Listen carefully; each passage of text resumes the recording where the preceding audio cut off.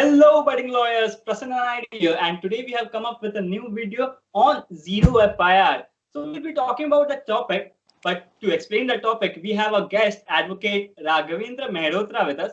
So please, can you introduce yourself? Thank you, Prasanna. It's my pleasure to be invited over here. Myself, Advocate Raghavendra Mehrotra. I'm the founder and the managing partner of Lockhart Legal. I'm in this legal profession since last 6 to 7 years, and we are providing legal services to several corporates and several companies in and around India. So we'll move on to the topic. Before starting with Zero FIR, I think we must explain what is FIR and how is it lodged in a police station. Surely. So the FIR, it denotes the abbreviation. It's an abbreviation of First Information Report. Basically, FIR is said to be a complaint registered by an informant. The FIR, the First Information Reports, falls under Section 154 of CRPC, which talks about the information received by the informant in respect of a cognizable offense. So only in respect of cognizable offenses only an FIR can be registered. Okay, and it can be registered by anyone, like even a minor or a... Yeah, basically an FIR can be registered by anyone, be a victim, be a bystander, be a relative of a victim, be it a witness to the particular incident. Anyone can go and register an FIR and initiate the process of investigation. Till the time an FIR is not been registered, the police cannot initiate the process of investigation. Hence, the registration of FIR is very important to initiate the process of investigation itself.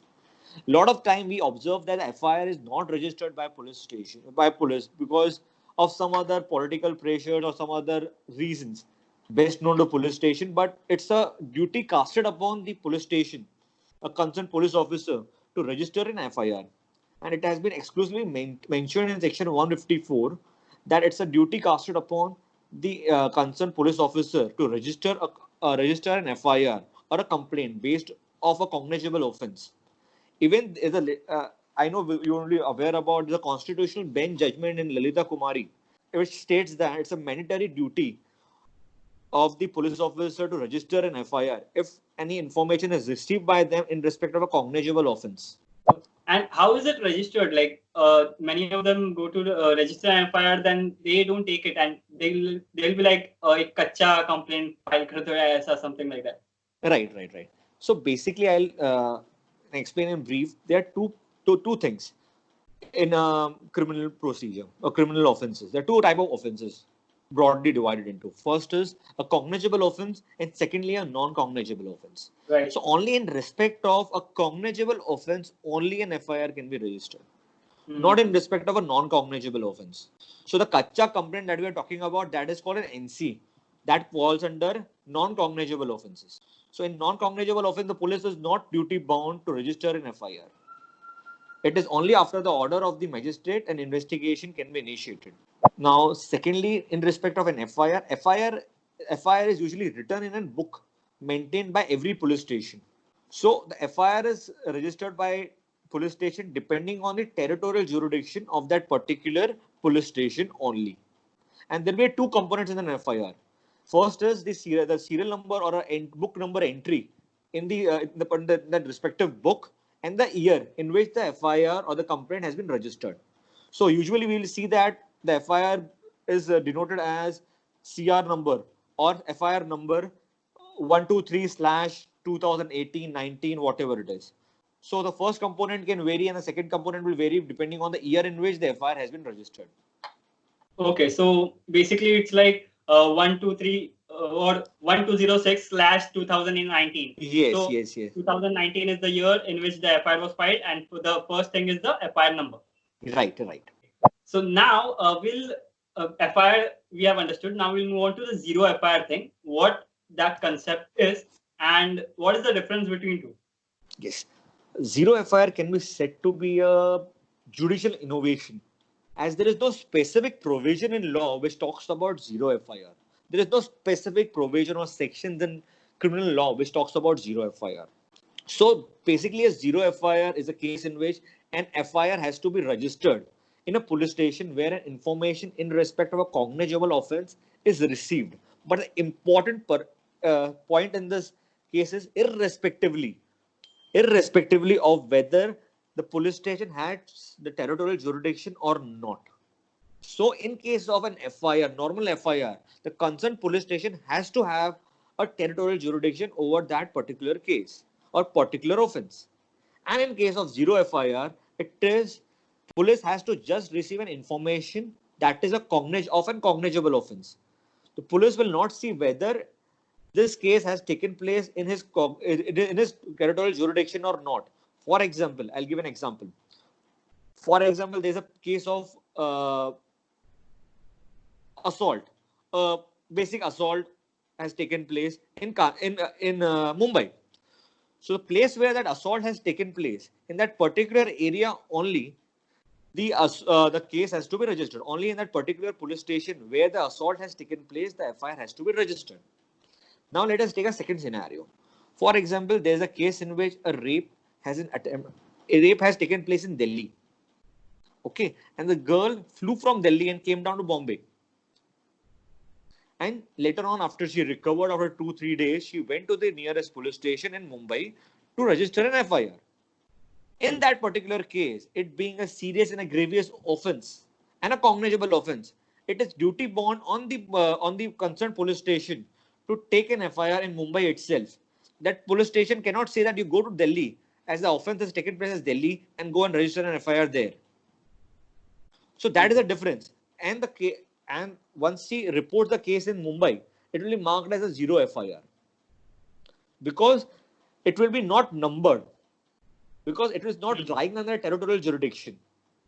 Right. So right. it will be numbered at zero FIR, 0/2018, 19, 20, whatever the year of the reporting of the cases. And later on, after primary investigation, the case will be transferred to whichever jurisdiction or whichever police station the offence has taken place.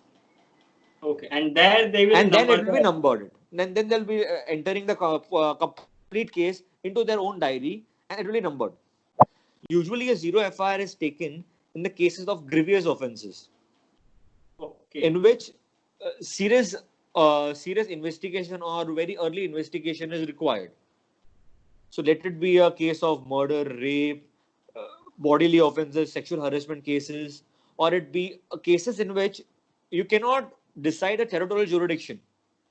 Sometimes there are the kind of offences in which there is a continuous change in the territorial jurisdiction of the offence. Like when you're traveling in a train, there's a continuous change in the territorial jurisdiction. For example, you're traveling from Mumbai to Delhi in a Rajdhani, and there is some robbery taken place. So you cannot decide at which particular station that robbery has taken place. So in this kind of cases, the zero FIR is more useful. Okay, right.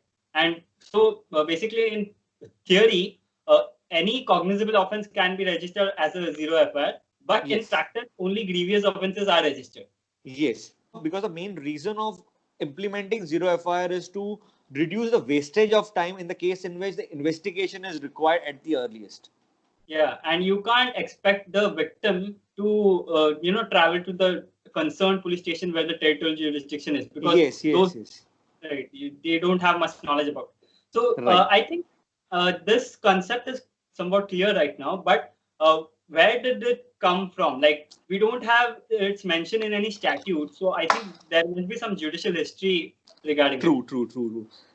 In respect of judicial history of the zero FIR, so there were several verdicts of Supreme Court before 2012, which talks about policies in respect of zero FIR. Like there's a landmark judgment of state of Andhra Pradesh versus Punnati Ramula, and there is also a landmark judgment of Satwinder Kaur versus government of NCT. So these judgments laid down certain policies in respect of zero FIR. However, these policies were not implemented on the ground level. However, the zero FIR developed further after 2012. You might be aware about the grievous offense, the gruesome rape case of Nirbhaya case. After Nirbhaya case in 2012, there was a committee established. Justice Verma committee was established in December 2012, seeking certain reform or amendment in the criminal law. Based on the committee's report in May 2013, the then government Home Minister issued an advisory to all the police station stating that irrespective of territorial jurisdiction, they have to take a zero FIR if the informant comes with the information of a cognizable offense. So that was a changing point or the change in the judiciary. Based on that advisories, the police got further informed about the provisions of zero FIR, and it came into practicality about the application of this particular law. Okay, so if any police officer refuses to lodge a zero FIR, are there any provisions to tackle that? Yes. So there is a provision under section 166A of IPC which talks about if an information is disclosed to the police officer, if he refuses to take the information, the prosecution can be initiated under section 166A of IPC. Along with that, there can also be a departmental inquiry initiated in respect of not taking a zero FIR in case of heinous crimes or cases of rape, sexual assault, and everything. Okay, so we have dealt with this concept of FIR and zero FIR in a very brief manner, and thanks Raghavji for explaining this concept in a very lucid way. So, do you want to say something? Any final words at this end of the video? And also, do you have any landmark judgment regarding this topic? I just want to conclude by stating that zero FIR is like a great concept of on a way to reform the criminal justice in a preliminary stage and deciding the gulf of truth and finding out the truth at the ground level itself. There is one landmark case everyone will be aware about that. That is an Asaram Bapu's case, in which a zero FIR was registered. A minor girl was raped at Jodhpur, and thereafter she went to Delhi, and the case was registered at Delhi. And Asaram Bapu was arrested in Jodhpur, and that is a classic case in which zero FIR played a very important role in registering and initiating the investigation against such a powerful person. So yeah, please, you please do a Yeah, subscribe. I request everyone to subscribe to Prasanna's channel of Budding Lawyer. He's doing a great job and trying to help a lot of young and dynamic advocates. Thank you so much.